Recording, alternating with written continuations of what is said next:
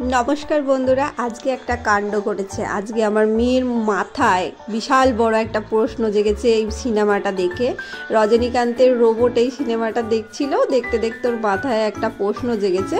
সেটাই শোনো, তোমাদের শোনাচ্ছি কি বলছে ও।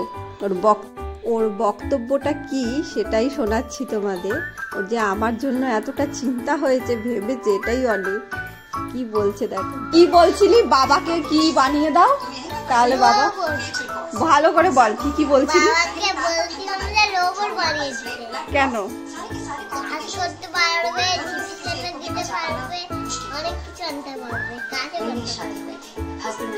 আরো তো বলছিলি, সেগুলো বল।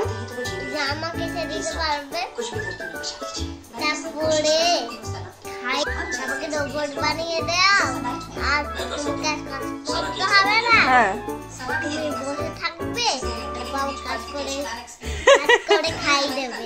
হ্যাঁ, ভালো বুদ্ধি কিন্তু। মানে ও বলছে যে তুমি তো সারাদিন এত কাজ করো, তোমার তো কষ্ট হয়, তাহলে বাবাকে রোবট বানিয়ে দাও, তাহলে বাবা তোমার সব রোবটের মতন কথা শুনছে যেরকম ওরকম কাজ করে দেবে, তোমার হেল্প হয়ে যাবে।